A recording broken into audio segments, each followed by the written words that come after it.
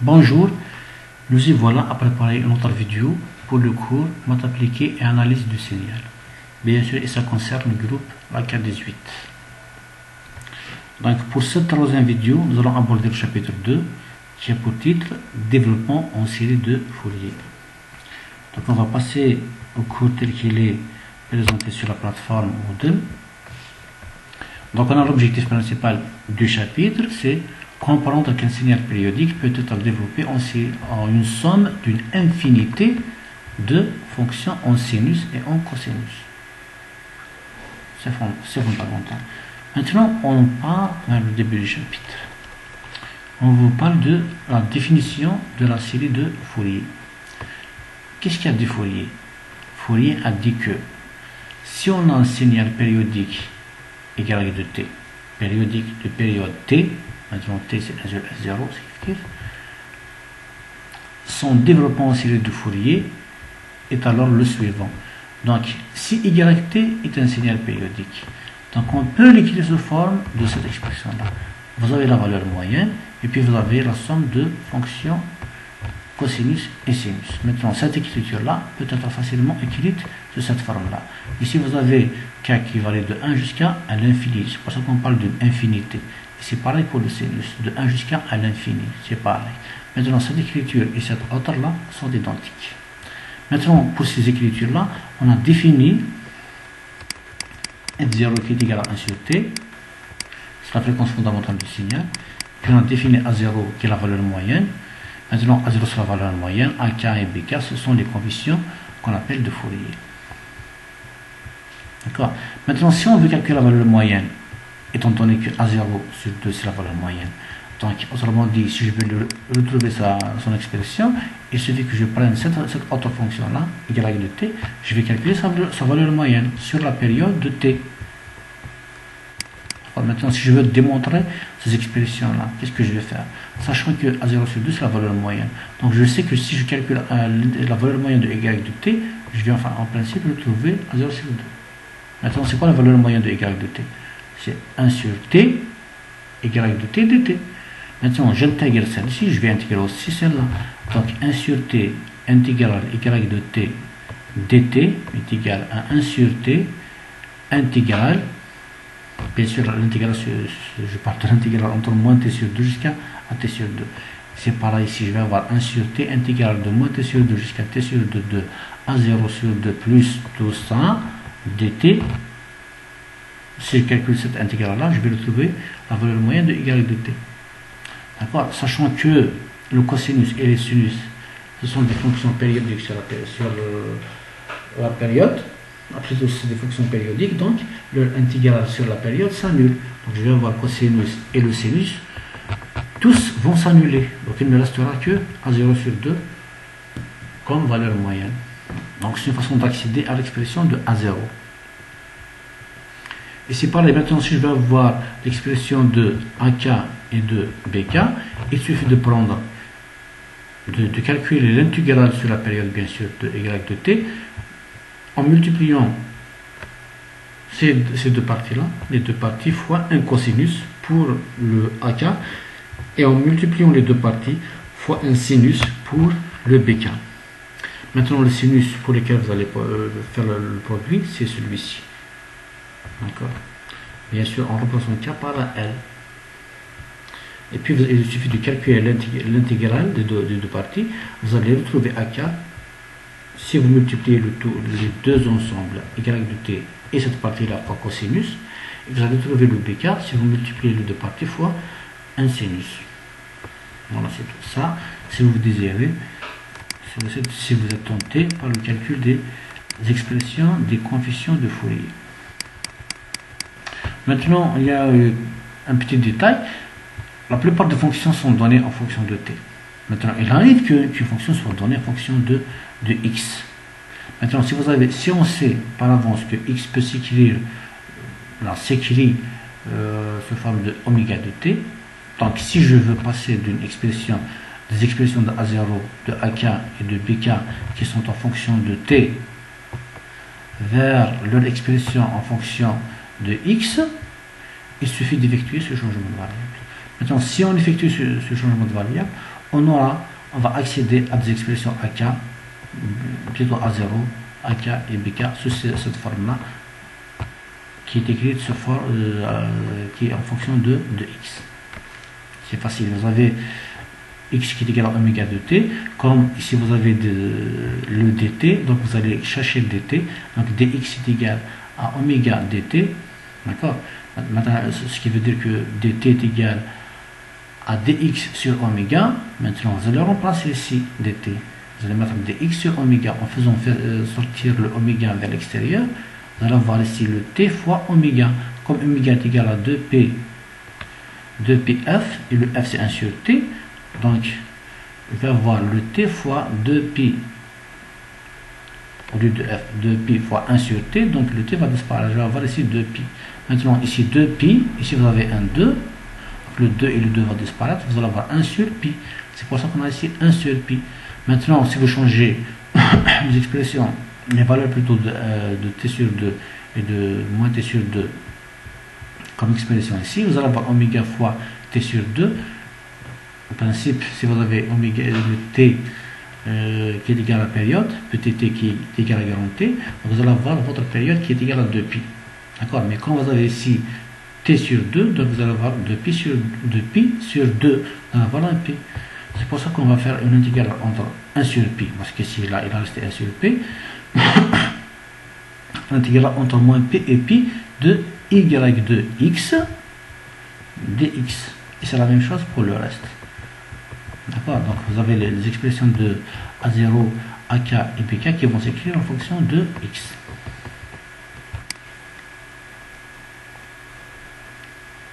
Maintenant qu'on a les coefficients, donc les formules, les expressions de calcul des coefficients A0, AK et BK, on peut s'intéresser à certaines séries de Fourier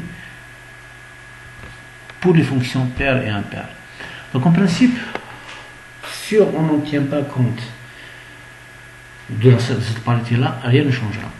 Mais si on sait d'avance que notre fonction est paire ou impaire, ça nous permet d'accéder à certaines facilités de calcul. Donc on va réduire le volume de calcul.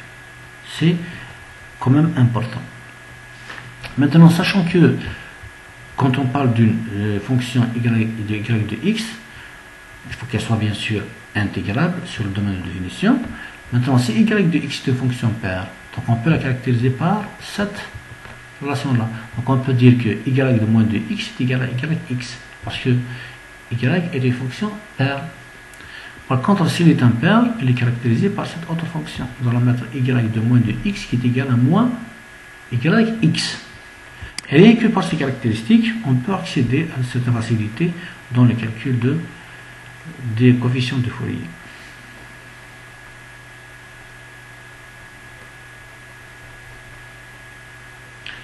Maintenant, si vous avez une fonction qui est paire, donc vous allez voir l'intégrale de A0 pour la fonction paire. Donc on a déjà les expressions de calcul de A0, AK et BK qui sont inchangées. Maintenant, on a la fonction cosinus k de x qui est une fonction paire, si c'est sinus de x, sinus k de x plutôt, qui est une fonction impaire. Avec f de y de x qui est une fonction paire, donc A0 qui est paire, et cosinus kx qui est une fonction paire, donc forcément le produit, d'accord. Donc A0 qui est, pardon, je parle de A0, donc il n'y a pas de cosinus. Donc A0, comme la fonction y de x est une fonction qui est paire, donc au lieu d'intégrer sur toute la période, de moins pi jusqu'à pi, je peux écrire la fonction qui est égale à 2 fois l'intégrale de 1 sur pi sur 0 jusqu'à pi. Parce que je sais que l'intégrale de moins pi jusqu'à 0 est égale à l'intégrale de 0 jusqu'à pi. Donc forcément, je vais avoir l'intégrale de moins pi jusqu'à pi qui est égale à 2 fois 2 sur p, donc l'intégrale de 0 jusqu'à pi égale 2t. Maintenant, comme y de x fois cosinus de k de x est paire, donc c'est la même chose pour ak. Comme il est paire, donc je vais avoir l'intégrale de 1 sur 2 entre moins pi jusqu'à 2pi est égal à 2 fois l'intégrale de 0 jusqu'à pi de la même fonction. Je vais avoir y de x cosinus k de x. au lieu de calculer de moins pi jusqu'à pi, je peux calculer de 0 jusqu'à pi. Bien sûr, quand vous avez 0 ici, ça facilite un petit peu les calculs. Maintenant, si ce qui est intéressant, c'est pour le deuxième cas, comme on a y de x qui était fonction paire, maintenant le sinus kx était fonction impaire, donc y de x sinus kx était fonction impaire, parce que yx est paire, sinus kx est impaire, donc le produit yx fois sinus kx est impaire. Maintenant, si la fonction est impaire, vous allez avoir votre bk qui est nul. Maintenant, pour les démonstrations, il suffit de revenir un petit peu en arrière et de voir les cas particuliers ici. Pardon, donc ici. D'accord, vous allez voir, si on effectue les remplacements, vous allez comprendre que quand vous avez une fonction qui est impaire, son intégrale elle est nulle.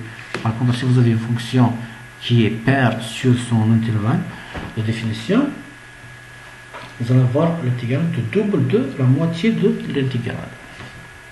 Ce qui est démontré ici. Donc, pour une fonction paire, donc c'est le double. Pour la fonction impaire, quand la fonction yx est impaire, l'intégrale de la fonction sur la période, elle est nulle. Donc, c'est la même chose. Ici, on a démontré que la fonction yx sinus x est impaire, donc votre coefficient bk est nul. Cela dit, si vous avez une fonction qu'on désire développer en série de Fourier et que cette fonction-là est paire, donc vous n'avez pas à calculer bk. Il suffit de calculer le a0 et le ak. Et puis leurs expressions, bien sûr, peuvent être mises à jour parce que la fonction est paire. Maintenant, si vous ne respectez pas cette parité-là et vous procédez par le calcul en utilisant les conditions qui sont citées en premier, donc A0, AK et BK, vous allez trouver bien sûr le même résultat, mais bien sûr avec plus de calcul. Maintenant, si on considère la série de Fourier des fonctions impaires, vous allez voir l'inverse. Maintenant, comme yx est impaire, donc A0, qui est l'intégrale de la fonction y de t, y de x directement, forcément elle est nulle, parce que la fonction y de x est impaire, elle est intégrée dans sa domaine de définition. Donc vous allez voir A0. Donc c'est pas le peine de calculer A0 si vous avez votre fonction y de t, voilà, y de x qui est impaire. Et c'est la même chose pour le coefficient ak, parce qu'on a y de x fois cosinus de kx. Cosinus kx est une fonction paire, y de x est une fonction impaire, donc forcément le produit entre y de x fois cosinus k de x est une fonction impaire. Maintenant, si vous avez une fonction impaire à intégrer sur le domaine de sa définition, vous avez forcément un 0. Et le reste le coefficient bk.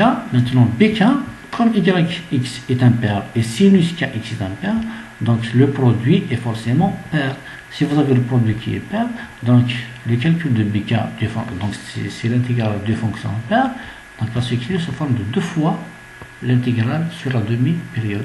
Donc c'est 2 sur pi, intégrale de 0 jusqu'à pi yx sinus kx. Donc si on a une fonction qui est impaire, on a tout de suite A0 qui est nul, AK qui est nul, et puis vous n'avez qu'à calculer bk. Avec cette expression-là, bien sûr, et vous avez vos résultats. Maintenant, l'essentiel, c'est la représentation spectrale des fonctions périodiques. C'est ce qu'on avait cité comme objectif. Donc, si on a une série périodique qui peut être développée en série de Fourier, l'objectif qui est visé, c'est la représentation spectrale de la fonction.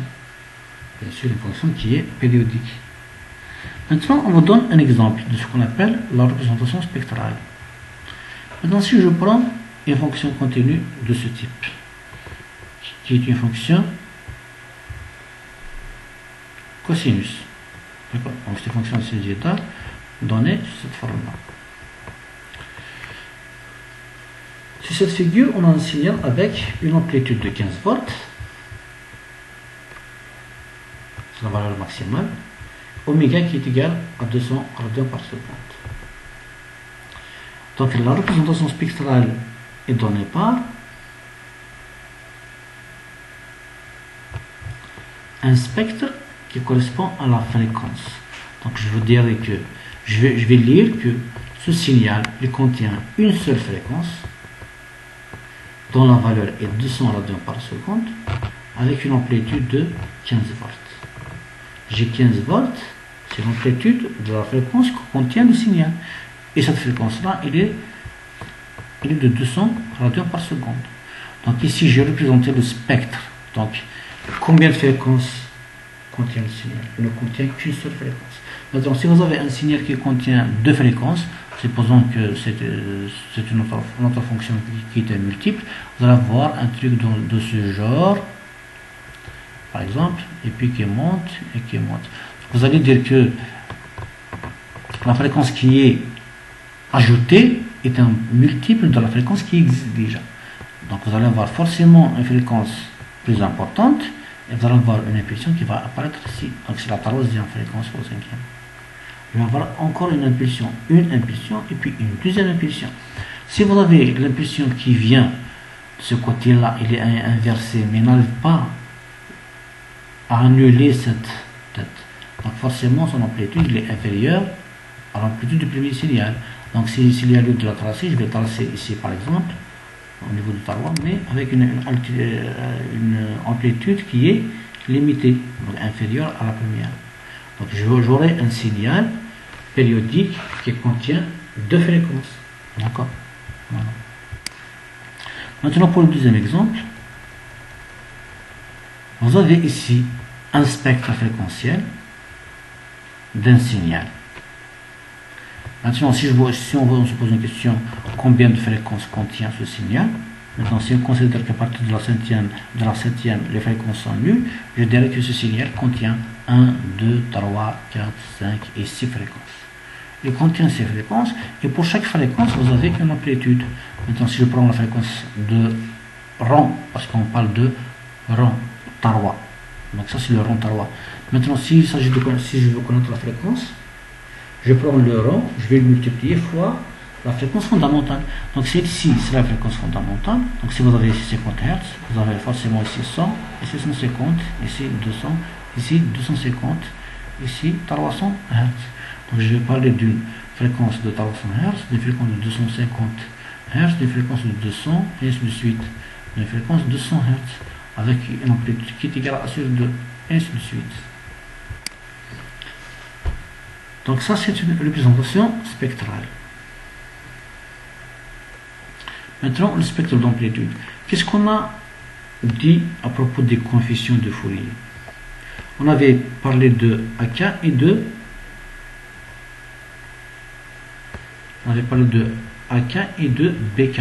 Maintenant, on a deux coefficients, AK et BK, pour des fonctions cosinus et sinus. Donc ils peuvent avoir la même fréquence, donc ils ont la même fréquence, mais ils sont déphasés. Maintenant, de combien est le vecteur, donc l'amplitude du vecteur résultant de la somme des deux fonctions, de deux fréquences. D'accord. Forcément, c'est une somme vectorielle. C'est pour ça que quand on parle de l'amplitude, de spectre d'amplitude, quand on parle de spectre d'amplitude, on parle de AK qui est de la fonction de AK et de BK. Maintenant, si vous avez AK est un vecteur et BK est un autre vecteur, et puis ces deux vecteurs qui constituent un angle carré, donc l'angle de 90 degrés. Maintenant, si vous cherchez l'amplitude du vecteur résultant, vous avez forcément AK qui est égal à A au carré plus BK au carré en racine. Donc ça, c'est l'amplitude des fréquences que vous allez retrouver.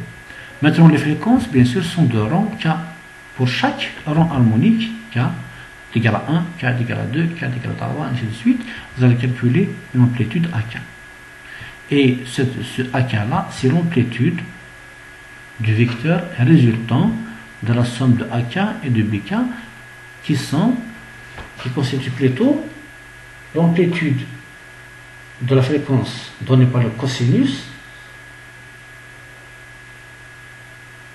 associée à l'amplitude de l'autre fonction donnée par le cosinus. D'accord? Mais les fréquences sont pour les fréquences identiques. Voilà. Donc, avec AK et BK sont les coefficients de Fourier. Et AK est l'amplitude à mettre en évidence dans la représentation spectrale. Maintenant, ce qu'il y a lieu de retenir aussi, c'est que quand vous allez représenter le spectre, il va être unilatéral. Ce qui veut dire que le spectre va se représenter que pour les valeurs de K qui sont supérieures à 0. Donc, quand on remonte ici, vous avez les rangs, on parle de rangs 1, 2, 3, 4, 5, 5, donc de 0 jusqu'à l'infini. C'est pour ça qu'on appelle cette représentation un spectre unilatéral. Voilà, c'est fini pour aujourd'hui. Donc les applications qu'on a mis ici, en principe, elles sont simples, c'est juste ces applications. Il suffit de s'y mettre et vous exercer un petit peu, vous allez vous en sortir. Merci pour votre attention et à la prochaine vidéo.